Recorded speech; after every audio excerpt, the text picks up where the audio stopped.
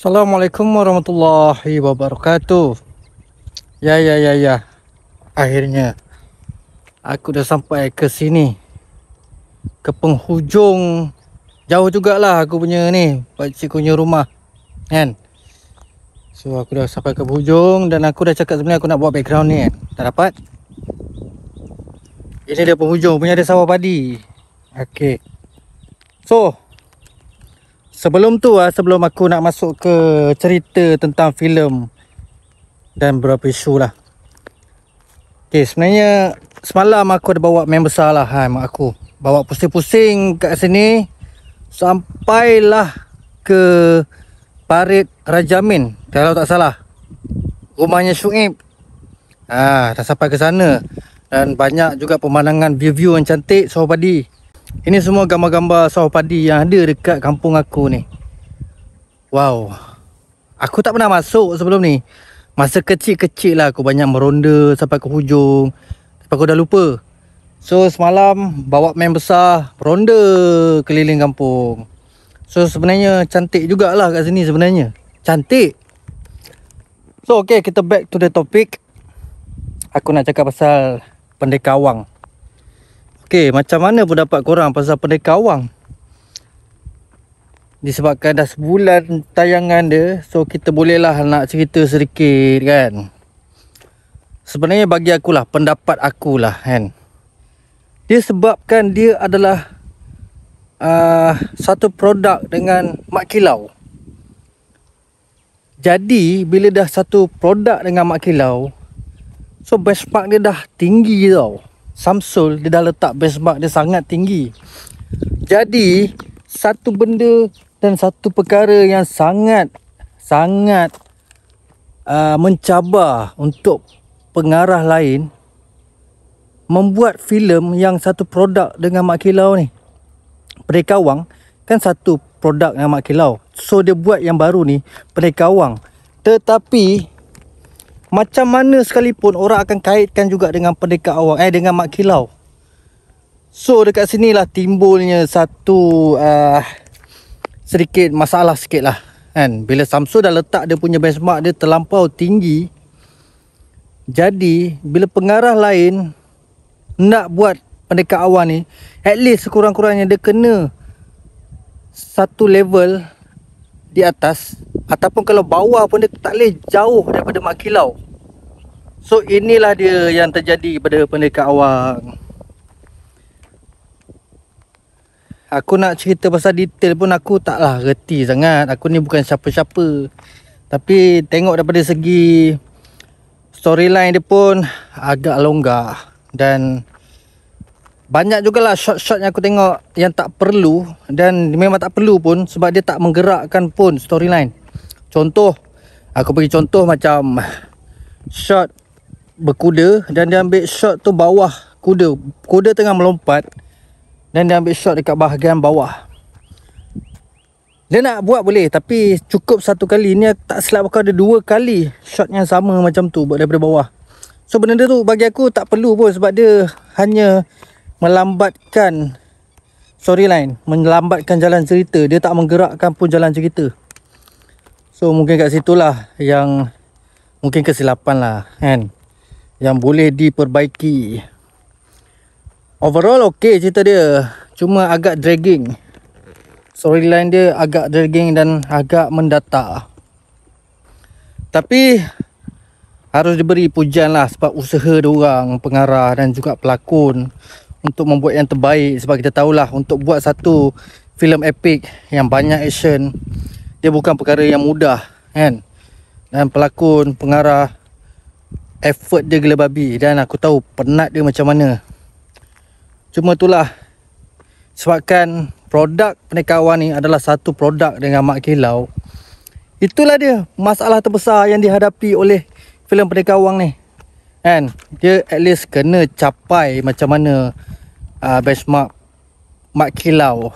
Jadi bila tak mencapai benchmark Mak Kilau, jadi susah. Dia tak sama tau. Macam contoh company lain buat filem lain ataupun pengarah lain buat filem lain yang tak ada kena-mengena dengan Mak Kilau, dia sebenarnya tak jadi masalah. Tapi sebabkan benda ni dia sangkut paut dan satu produk dengan Mak Kilau, jadi itu yang menjadi masalah. Yang aku nampak dekat situ lah, orang akan bandingkan. Secara automatik orang akan bandingkan dengan Mak Kilau. Itulah dia cabaran terbesar yang aku nampak lah kat situ. Tapi aku harus puji lah, ada satu yang aku sangat suka. Penekawan ni dia membawa kelainan dari segi vibe Sri Kandi. Ya, aku suka part tu. Totally secara jujurnya aku suka sangat part Sri Kandi. Cuma tetap ada cuma. Aku tak tahu kenapa dia tak gunakan watak Sri Kandi ni sebaik yang mungkin. Sri Kandi ni lah bagi aku macam satu vibe yang menjadikan filem Penekawan ni lain pada lain. Dan dia menjadikan filem Penekawan ni special. Sebab kita tak pernah ada lagi tau. Mungkin ada tapi aku tak ingat. Dan tak tahu. Tapi dia memang bawa satu keunikan tersendiri pada filem Penekawan. Cuma ulang balik, kenapa dia tak gunakan Sri Kandi ni sebaik yang mungkin? Sebab aku tahu ada beberapa orang Sri Kandi yang memegang watak Sri Kandi ni. Selain pada Haliza Ilmi, siapa lagi? Adik dia Fazura. Selain pada 3 orang ni, ada lagi pelakon tambahan yang boleh bersilat, boleh beraksi dengan sangat baik. Antaranya Maiza Rafika. Dan kedua Cempaka, tak salah aku nama dia. Diorang ni boleh bersilat, sangat hebat bersilat. Tapi kenapa tak digunakan sebaiknya? Contoh, boleh selit adegan diorang bertempur one by one dengan musuh. Diorang bersilat tempur dengan musuh. Dan itulah satu yang aku rasa macam sayang lah. Sebab kekuatan filem Penekawan ni bagi aku salah satunya terletak pada Sri Kandi ni. Kalau katalah dia buat Sri Kandi ni, dia up Sri Kandi ni, banyakkan lagi action aksi tempur. Selain pada diorang hanya berkuda sampai ke tempat peperangan dan memanah. Kalau ditonjolkan diorang ni bersilat, bertempur, aku rasa boleh meletup gila babi Penekawan ni. Cuma perlu diperbaiki lah dari segi macam dragging. Filem tu jadi macam agak flat. Nak kena perbaiki sedikit storyline. Itu je lah aku nak cerita pasal Mak Kilau Penekawan ni kan. Yang aku rasa sebenarnya dia boleh pergi lagi baik daripada yang ada sekarang. Dia boleh pergi lebih dahsyat daripada yang ada sekarang ni. Mungkin dia satu level dengan Mak Kilau ataupun bawah sikit pada Mak Kilau. Itulah pendapat aku setelah sebulan filem ini ditayangkan. Apa lagi pasal Mak Penekawan ni? Ya, macam aku cakap dia lah, ada beberapa shot yang aku rasa tak perlu pun, dia tak menggerakkan pun jalan cerita.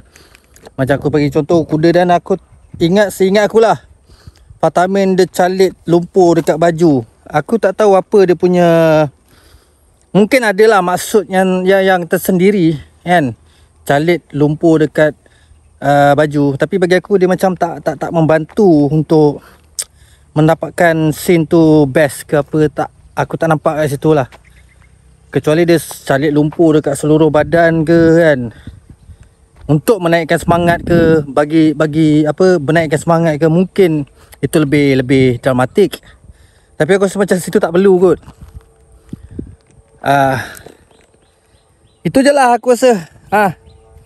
Dan kedua, isu tentang adegan-adegan yang panas dekat dalam filem ataupun drama. Adegan mesra, erotik. Aku rasa lah, ni pendapat aku jugalah. Pendapat jujur aku, pendapat peribadi aku sebagai orang yang bukan siapa-siapa dalam industri ni. Aku rasa tak perlu buat benda-benda tu kot, kan? Contoh kalau adegan suami isteri lah, nak mendapatkan adegan tu real. Tapi banyak je lagi benda yang boleh digantikan selain pada adegan romantik untuk menampakkan yang diorang ni pasangan suami isteri yang romantik. Banyak lagi benda lain yang boleh diubah, kan? Banyak je lagi kot. Contoh macam scene dinner berdua ke, tanpa anak-anak, lari pada anak-anak ke. Banyak je idea boleh pakai. Kita banyak je filem-filem yang tak ada benda-benda tu, drama-drama yang tak ada benda tu, tapi boleh berjaya, boleh meletup, kan?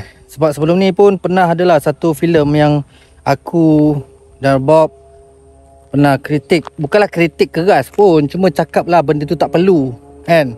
Macam ada satu filem ni, dia shot perempuan hanya memakai bra untuk proses dadah. Scene tu tak perlu pun sebab dia tak mencerminkan pun budaya kita, kan? Yalah, mungkin alasannya untuk ditayangkan ke luar negara, kan? Tapi aku tak rasa pun dia meletup kat luar negara. So no point lah buat benda-benda macam tu, kan? Scene-scene macam tu, sebab yalah, bukan budaya kita pun, kan? Samsul Yusof sendiri pun dah buktikan kot, tak perlu adegan-adegan panas perempuan-perempuan seksi untuk melakukan filem. Contoh kita tengok KL Gaster, tak ada pun dia buat benda-benda tu. So tak perlu. Yalah, mungkin pendapat aku ni pendapat rakyat marhain yang takkan dipandang, tapi itulah pendapat peribadi aku.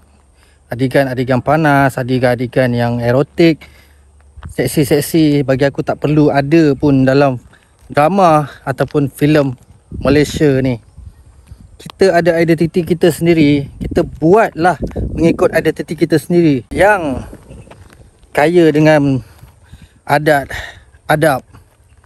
Naikkanlah benda tu, tak payah naikkan benda-benda yang aku rasa tak perlu pun, sebab dia boleh mempengaruhi minda anak-anak, kan? Sekarang kita tak boleh nak tapis budak-budak tengok internet apa semua. Jadi banyak benda yang buruk bila budak-budak tengok adegan-adegan yang macam tu.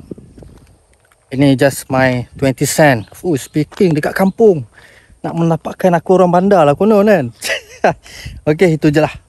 Dah habis, aku pun dah sampai ke penghujung dah ni. Jalan pun tak cantik ni, kan? Bertakuk-takuk ni. Okay, jumpa lagi sama Rasa Manja. Sekarang aku nak pergi ke Pekan, nak cari bengkel. Ya, dapat juga buat konten. Setelah lama tak ada konten yang agak yang agak matang daripada Rasa Manja. Okay, jumpa lagi. Assalamualaikum warahmatullahi wabarakatuh.